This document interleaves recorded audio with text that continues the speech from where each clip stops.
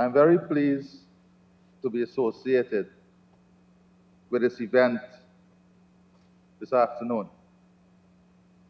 I wish to thank the American Chamber of Commerce for affording me this opportunity to speak at their 2021 Annual General Meeting.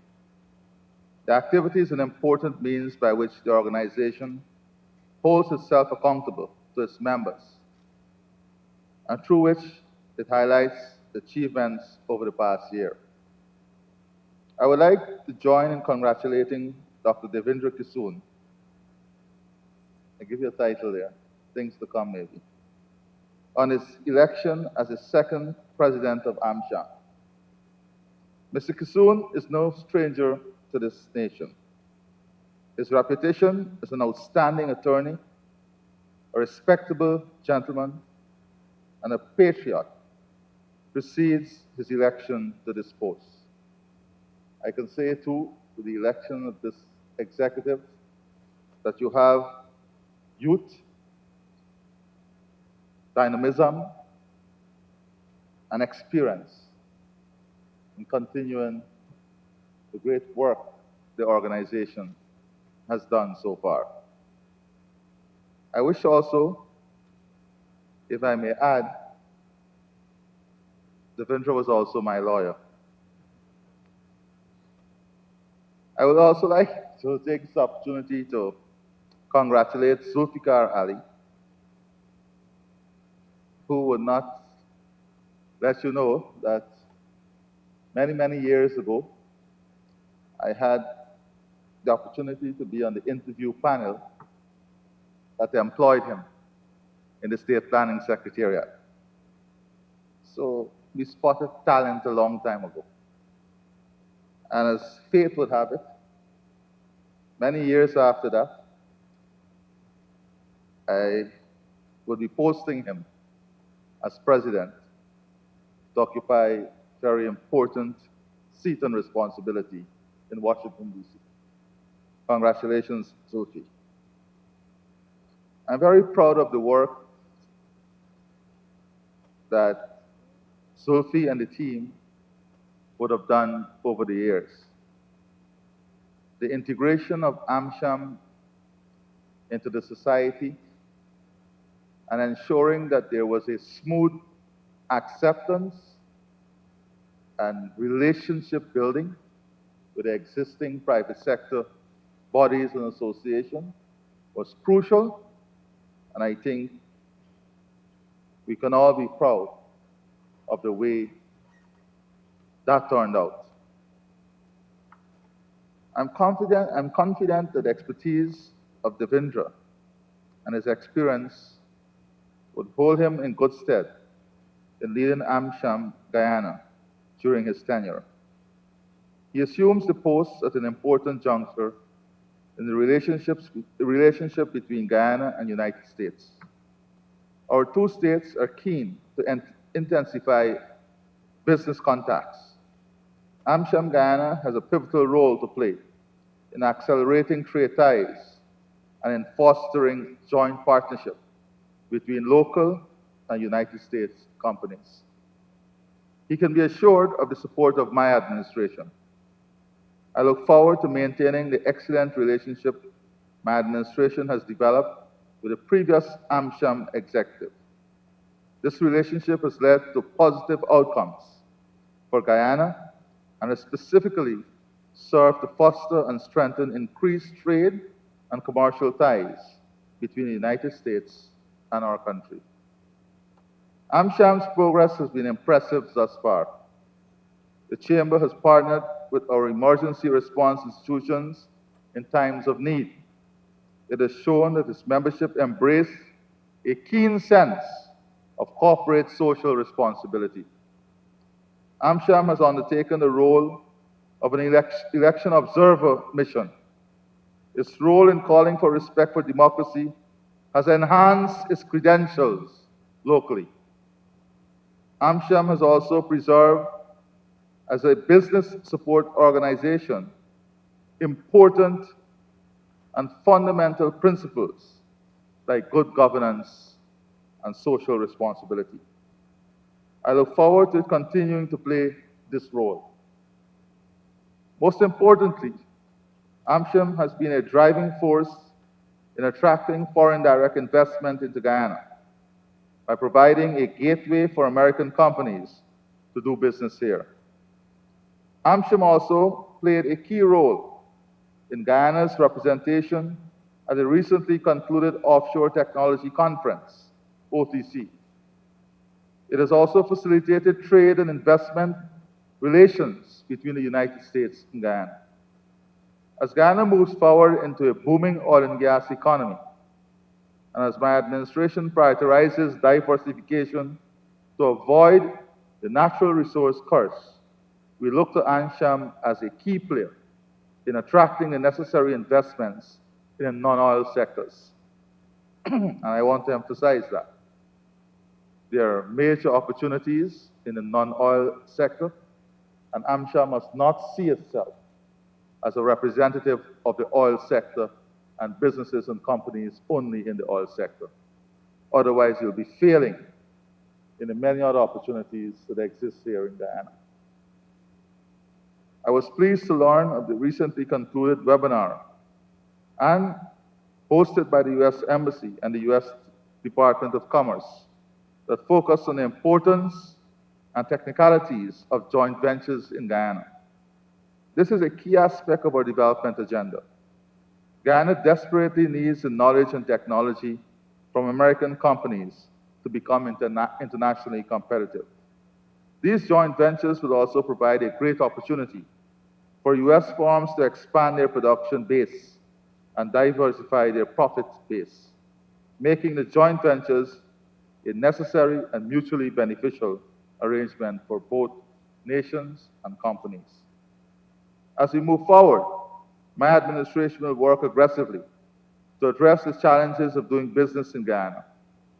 We are already working to create a single window where investors will only need to submit one set of documents, and every regulator can then access it through the intranet and the development of a special platform to facilitate the granting of license and the many other necessary instruments that are required in doing business here. This will eliminate tedious processes frustrating investors in Guyana. There are several other initiatives on the way to look at the overall competitiveness of our investment climate. My administration will work assiduously to create an environment where all investors, American and otherwise, including our diaspora, can invest in Guyana with the confidence of macroeconomic stability, respect for the rule of law, ease of doing business, and generally a conducive business climate to ensure prosperity for all. AmCham has a great start. I'm confident that it will continue to be a positive force for trade and investment for both Guyana and the United States. Recently, we have seen a large delegation of Guyanese private sector in Houston. And we must not take this for granted. Those businesses saw the necessity of incurring this expenditure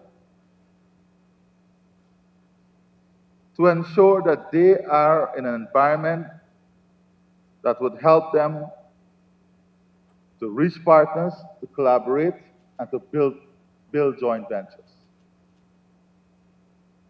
So a large delegation of Guyanese businesses went to Houston. What then is the role of the local private sector and AmCham? As a government, I would like to see the facilitating role in relation to the outcome of that expo. How do we ensure that the nexus, the connections, and the networks that were established is further developed so that it can bring the benefit that is necessary for our country? To support this, We're looking forward in February for the International Energy Expo here in Guyana. Part of that expo will also focus on additional opportunities in the gas and energy sector of not only Guyana, but Suriname. As you would have already read, the President of Suriname and I would have announced that we will be pursuing a joint gas strategy that would look at the development of both sides of the frontier. Not only gas, but all the natural resources that exist on both sides. We have commenced work on expanding the platform and initiative to include the President of Brazil, French Guiana, and France. It is important for us to have a holistic view of where the energy sector for Guyana and our neighbors will be going. What is the demand in northern Brazil? Where would that demand come from? And what opportunity that gives us?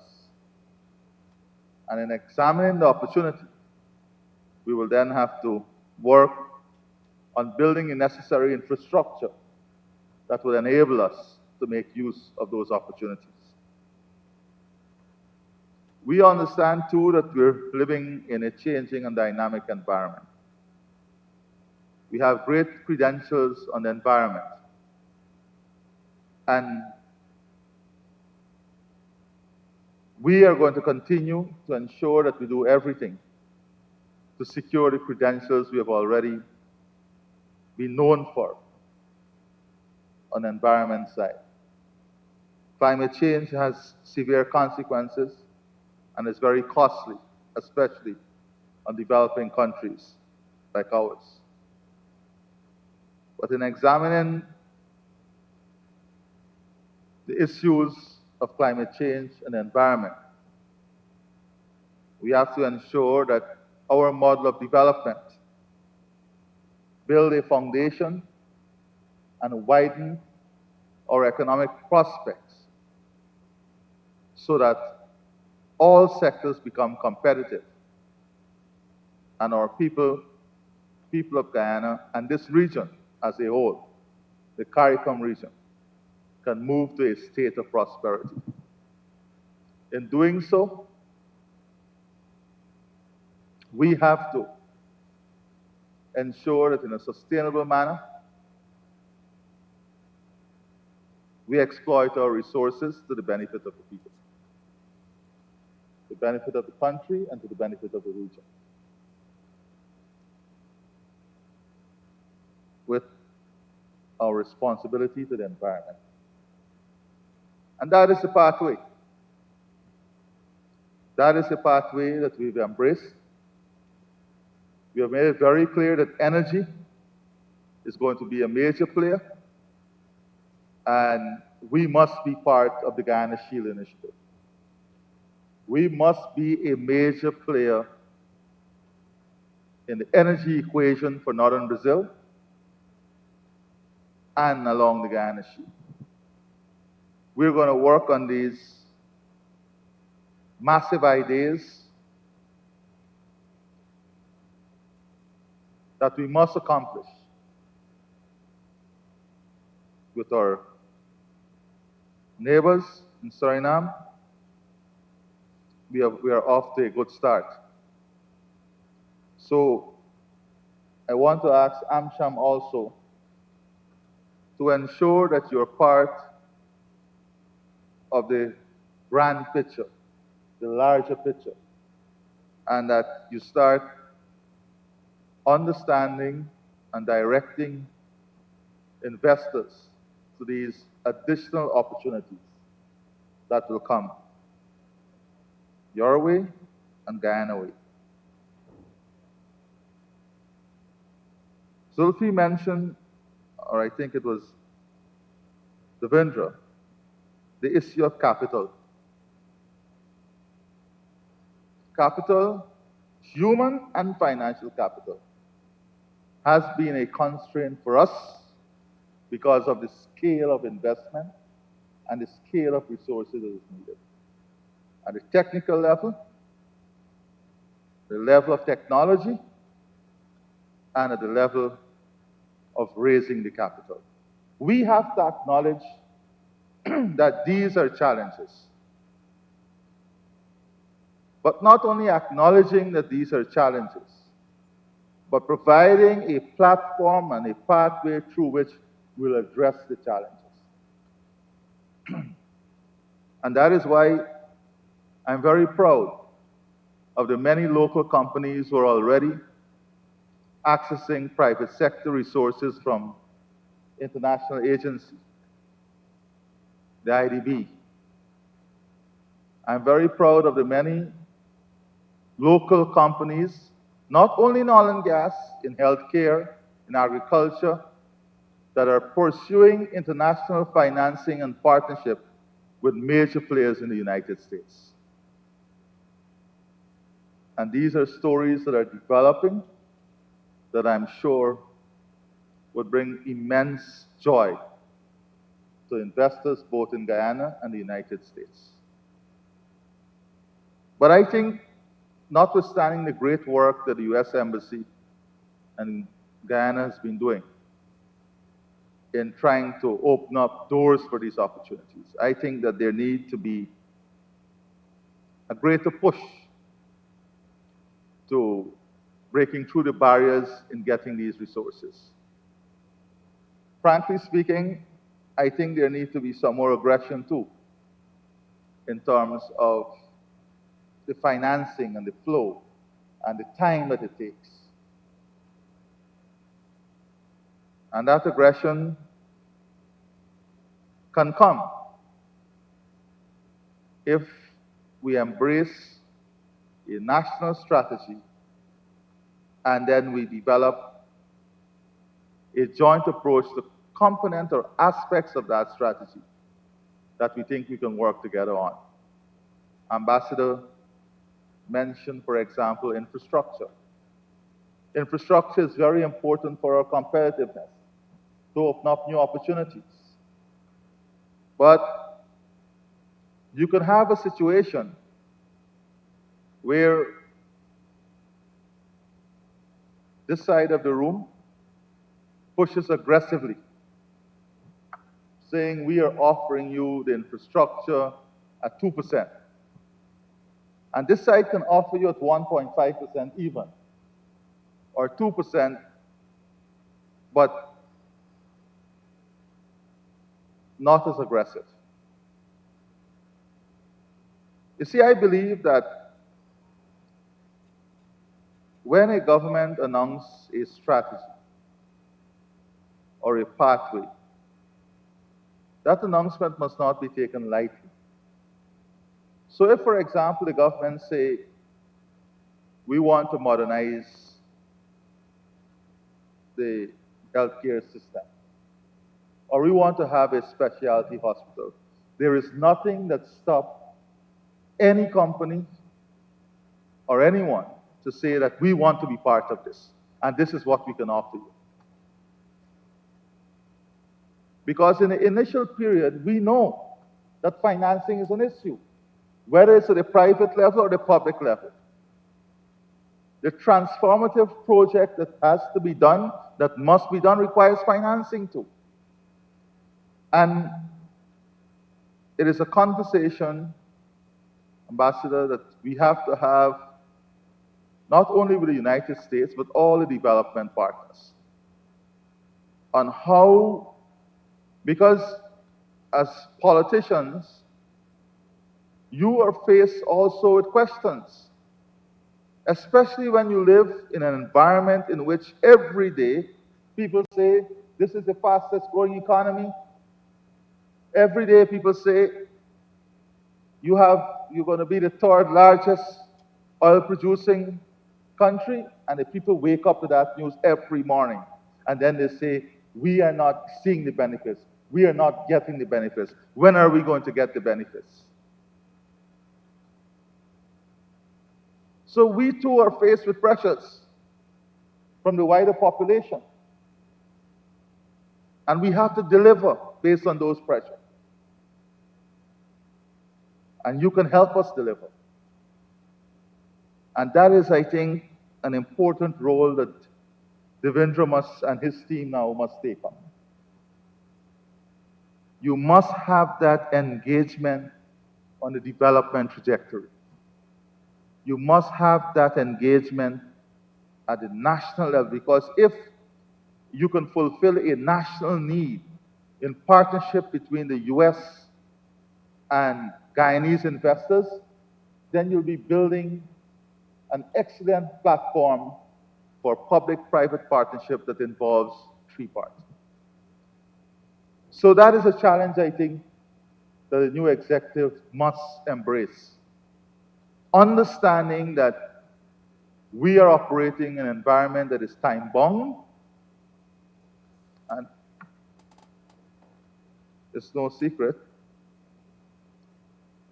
that you go to an election with a plan, a program, people elect you based on that plan and program, and they expect you to fulfill that plan and program. And you have a moral responsibility to fulfill that plan and program. You might say, how is that important to AmCham? That is most important to AmCham. Because you have a responsibility, and you have seen, we have moved away, we have opened up this country to move in a direction of more public-private partnership.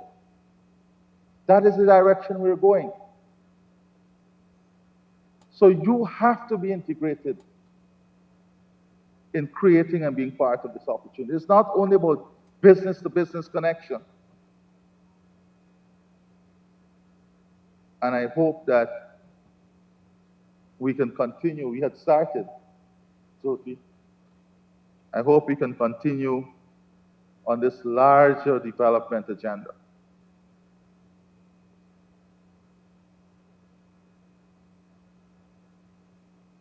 There's a lot of capital available out there, especially in the US financial system. I've asked already the Attorney General to work on the barriers and hindrances, whether there are specific amendments in the legislations that are required to modernize our financial architecture, so that it provides an easy platform through which we can access that capital. But Zulfi made the important point. The local private sector also has a responsibility to step up. You also have to become more accountable. You have to become more open to scrutiny. Otherwise, you're not going to be able to raise the capital.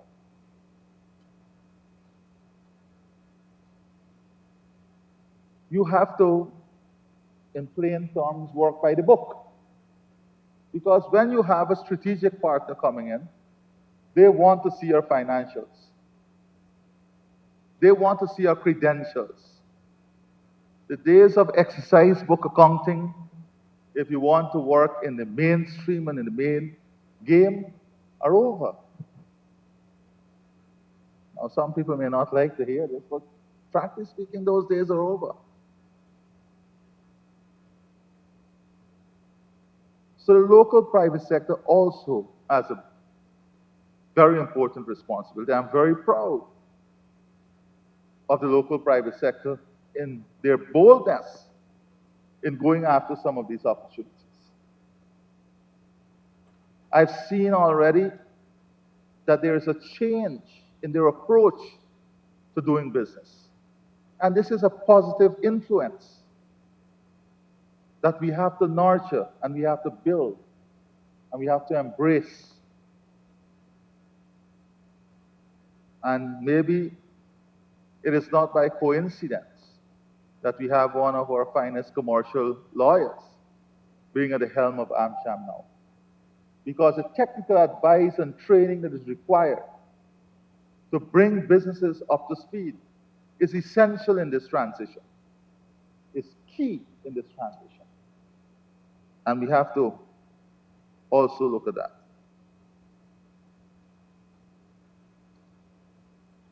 The removal of barriers to trade. I look forward to AmCham championing the cause of Guyana too. Whilst I've seen great aggression in you championing the cause of American businesses here, which we appreciate, we need the same aggression in championing our cause. You should be in the forefront of ensuring our catfish, our gilbaka, get back on the American market. You should be in the forefront of the struggle to ensure that we have one agro, at least, Dave, in your first year, one, and the executive, one FDA certified agro-processing facility. You should also be in the forefront of having seminars with our local farmers in telling them what opportunity exists in food supply and the food chain and what they need to do to get and be part of those opportunities. So now you have a direct contact also in Washington. There's no excuse really in getting this done. And when we do these things, then the ordinary people out there would see the necessity of what they term sophisticated people in this room sitting. Otherwise, we mean nothing to those people. None of us. Because when they look in this room, they will see a talk shop. But when they can see you and feel you out there fighting for something that they know will improve their life or give them an opportunity, then they feel as part of this. Then they feel as if, oh, AmCham is an organization. Yes, we know them. They were fighting for us for this. And Ambassador, I'm just speaking about US Guyana here because this is AmCham. And these are the type of things that I think are essential in enhancing credibility, opening up new opportunity, and enhancing our role in the development of our country and businesses.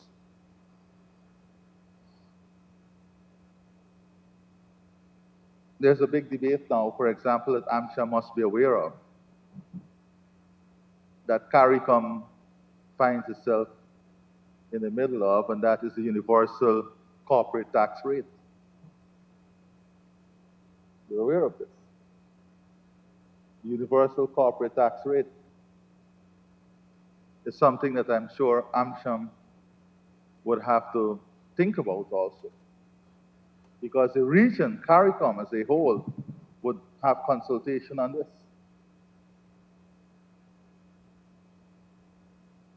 So we have been able to forge a dynamic relationship with the US, and we must make use of this opportunity. It's not only an opportunity in Guyana and what is happening here.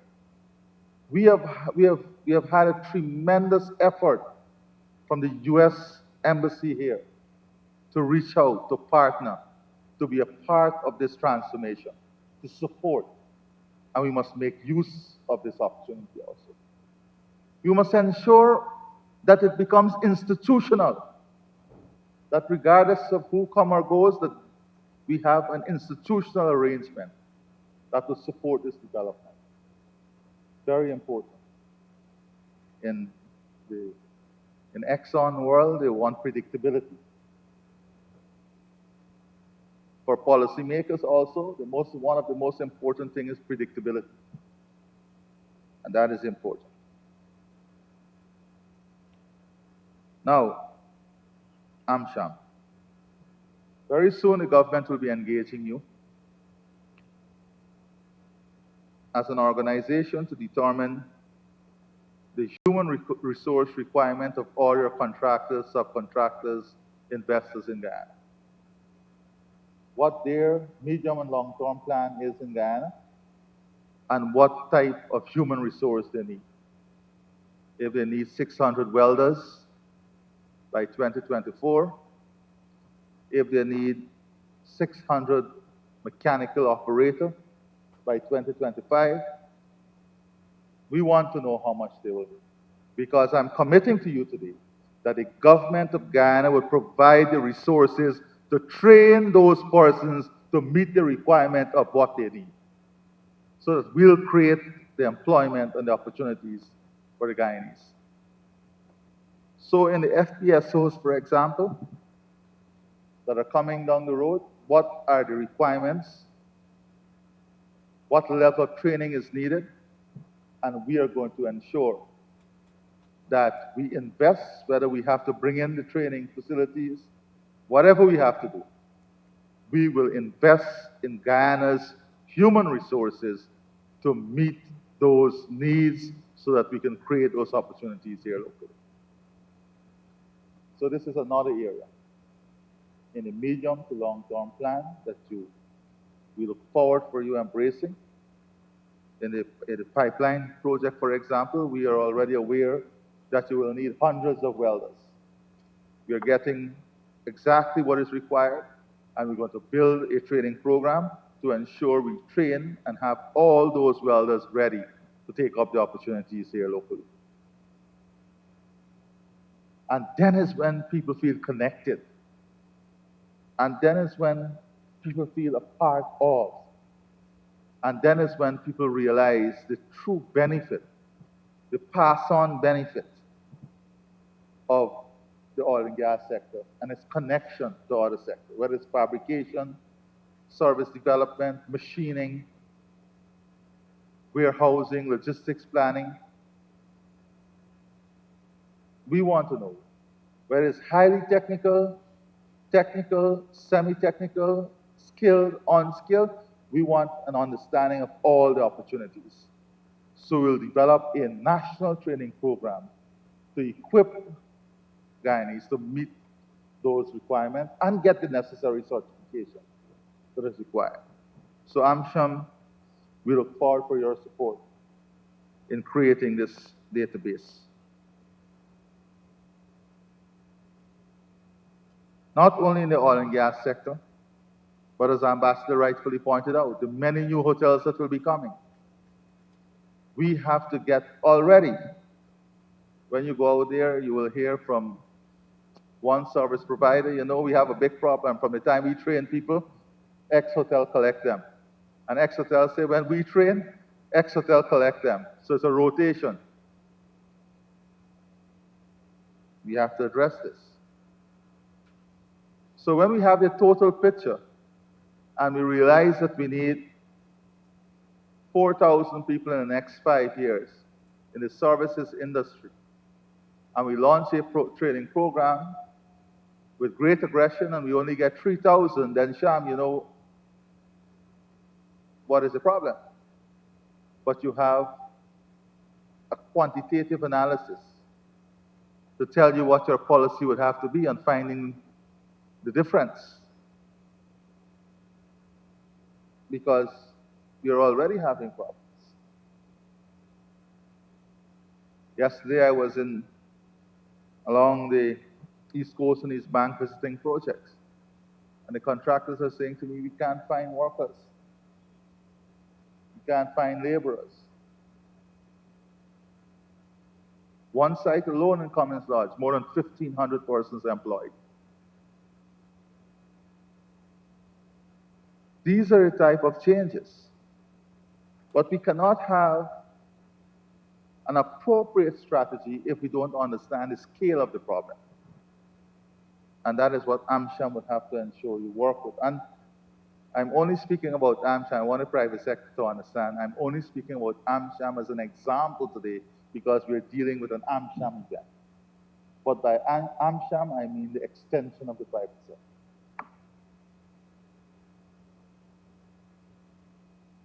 I think, Ambassador, that the relationship that is built on solid foundation is one that will support and withstand any level of scrutiny and any storm. And I'm proud to say that we support this relationship between the U.S. Embassy, AmCham, and Guyana, And we cannot divorce the U.S. Embassy from AmCham. And I must say that relationship that we support is one that is built on a foundation of democracy, partnership in the areas of security, good governance, enhanced governance, technology, and importantly, Ambassador, international relations. And on all these fronts, our partnership has been finding ways to cement itself with each passing day. I look forward for continued success in our partnership with the U.S. Embassy, in our partnership with AmCham. And this success is all aimed to the development and benefit of the people we serve and the country we represent. So with these few words, Zulfi, good luck. I see that you're moving around far better these days. And we want to say to you that we have the confidence that you will take the experiences in AmCham and bring greater benefit to both the U.S. and Guyana. Dave and your team, I say good luck to you. I try to outline a few areas that are critical for you to focus on. To Ambassador and your team, I say that the work that you have done in nurturing AmCham through these years and in building the capacity cannot go unnoticed. And that work resounds to the greater benefit of our country too. So thank you very much, ladies and gentlemen. Thank you very much. Please continue to stay safe. And as far as possible, help us to share the importance of vaccination and help us to help others understand that the only way we can get forward and move forward in this environment is if all of us are vaccinated. Fortunately, as I speak to you, the scientists and doctors are looking at other variants. We must play our part. It is our spiritual duty, in my humble assessment. It is our moral duty, and it is our national duty to keep each other safe. God bless you all. Thank you.